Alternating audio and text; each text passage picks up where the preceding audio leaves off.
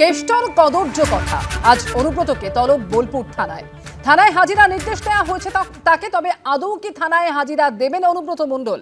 দুটি জামিন অযোগ্য ধারা সহ মোট 4টি ধারায় মামলা রুজু হয়েছে অনুব্রত মণ্ডলের বিরুদ্ধে। সরাসরি এই মুহূর্তে কথা বলবো, আমাদের সঙ্গে রয়েছেন প্রতিনিধি পার্থপ্রতিম ঘোষ।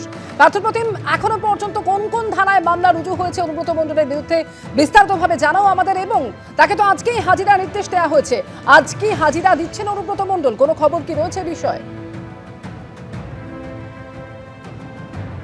দেখো, প্রথমেই তোমায় যে বিষয়টা বলবো সেটি হচ্ছে অনুব্রত মণ্ডলের বিরুদ্ধে যে অভিযোগ হয়েছে, বোলপুর থানার আইসি তিনি যে অভিযোগ দায়ের করেছেন এবং সেই অভিযোগে স্পষ্ট করে বলা হয়েছে যে বিষয়টা সেটা হচ্ছে টেলিফোন আসে ওনার কাছে এবং সেই ফোনে যে কথা বলা হয় এবং সেটা ইতিমধ্যে ভাইরাল হয়েছে এবং সেই বক্তব্য একেবারে কদর্য ভাষায় তাকে আক্রমণ করা হয় এবং সেই ভাষা একেবারে কোনোভাবেই আমরা শোনাতেও পারছি না, এতটাই সেই কদর্য ভাষা ছিল। এবং অনুব্রত মণ্ডলের যদি তুমি দেখো, এর আগে নানা মন্তব্য ঘিরে শোরগোল পড়েছিল।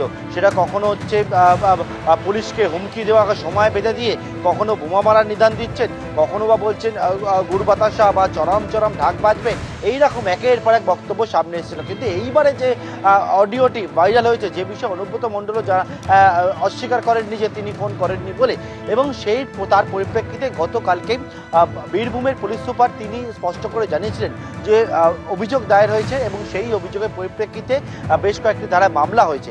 আমরা যেটা জানতে পেরেছি পুলিশের তরফ থেকে যেটা বলা হয়েছে, মোট 4টি ধারায় ভারতীয় ন্যায় সংহিতার 4টি ধারায় মামলা হয়েছে, যার মধ্যে 2টি ধারা হচ্ছে বিএনএস এর ভারতীয় ন্যায় সংহিতার 132 নম্বর ধারা, যেটি হচ্ছে সরকারি কর্মীকে নিগ্রহ করা বা তার কাজে বাধা দান করা। এই ধারাটি হচ্ছে 132 নম্বর ধারা, যেটি জামিন অযোগ্য ধারা।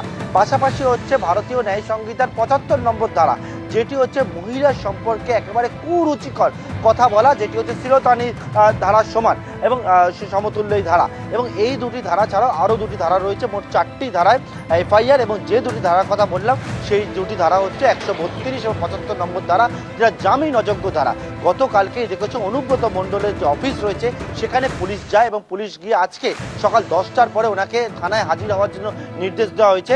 তবে এখনও পর্যন্ত যে উনি থানায় হাজিরা দেবেন কিনা সেটাই হচ্ছে সবথেকে বড় প্রশ্ন এবং সেটা দেখার বিষয়, বা তিনি থানায় হাজিরা না দিলে পুলিশের তরফ থেকে পরবর্তী পদক্ষেপ বা কী নেওয়া হয় সেই বিষয়টা দেখার বিষয়। ইতিমধ্যে বিরোধীরা যে বিষয়টা বলছেন, অনুব্রত মণ্ডলের যে বক্তব্য বা যে বিষয়টা সামনে এসছে তার পরিপ্রেক্ষিতে ইতিমধ্যে গতকালকেও বীরভূমে বিজেপির তরফ থেকে অবিলম্বে গ্রেপ্তারের দাবি করা হয়েছিল এবং পুলিশের পরবর্তী পদক্ষেপ কী হয় বা অনুব্রত মণ্ডল থানা হাজিরা দেন কিনা সেটাই এখন দেখার বিষয়। অমৃতা।